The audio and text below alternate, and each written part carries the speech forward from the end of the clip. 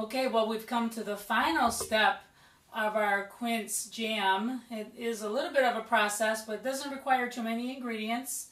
What I've been doing here now is stirring the quince, which is going to stir for about an hour. It has to simmer.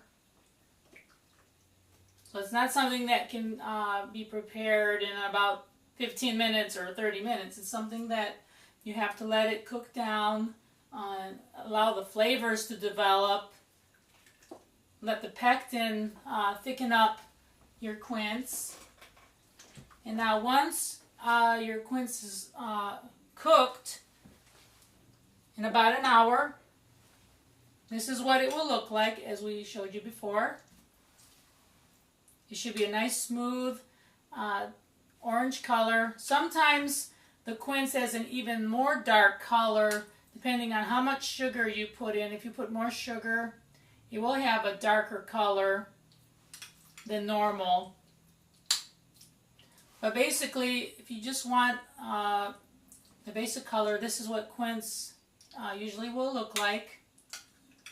It should be smooth, not too lumpy, and spreadable. Now, there's a number of things you can do once you have prepared it.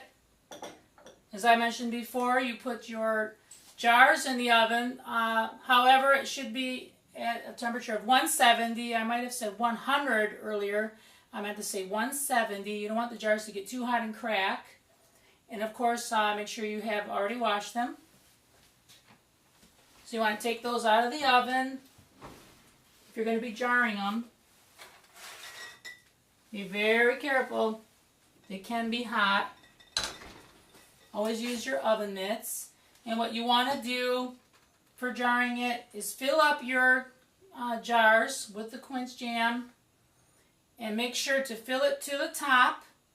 Once you filled it to the very top, you want to tap it a little bit because it might have air bubbles. So if there's air bubbles in there, that could kind of shorten your shelf life of your quince. So you don't want any air inside of the jar.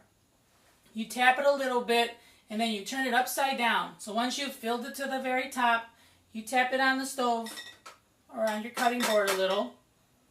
And then make sure it settles to the bottom. Make sure it's completely full.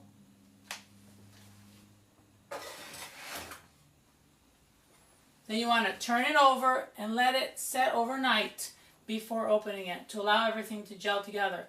Now, some people actually wax the top of the jar also to make sure no air gets in. That's a very good practice. If you do it this way, your quince jam will last probably for a good month. You can have it.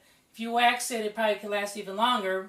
And one way to tell if you've been canning properly is that it still has a flat surface. So if the surface is flat, that means no air got in. However, if the surface of your jar is bubbled, that means air got in, and then it's not going to last very long. It's not safe to eat it after it's bubbled and it's been in the jar for too long, so just throw it out.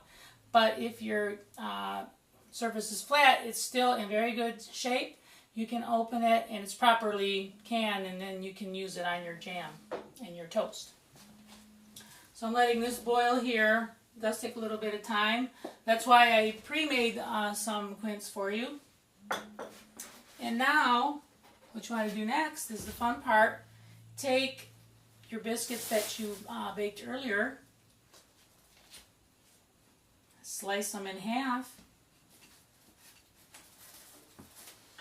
and put some of your quince right on top. Just spread it right on top, just like this. As you can see, it's just so delicious. It spreads on and it's a healthy snack. Great for breakfast in the morning. You know you're getting a lot of good nutrition.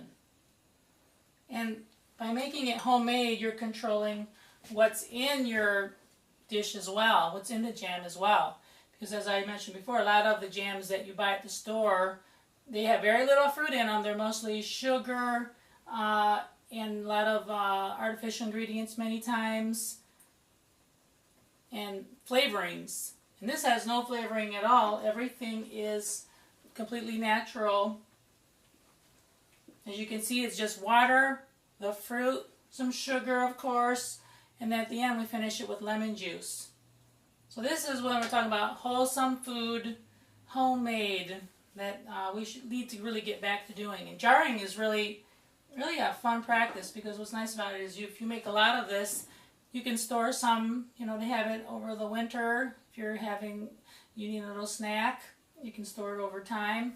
Or you can give it to friends. These are great gifts. You can put a little ribbon on top and then put a little label and to the person you want to give it to, and they actually make great gifts to friends, because it's such a delicacy, something you can't get always just at any store. So there you have it. A nice little demonstration on how to make quince jam, something very unique, a delicacy, something very healthy and nutritious, a great breakfast item, and something different, something that you might not find at your corner grocery store, that you can just make right in your very own kitchen. So I want to thank you for joining me here on Eat Right by George, Healthy Cooking Show, showing you healthy can be delicious, and enjoy your quince.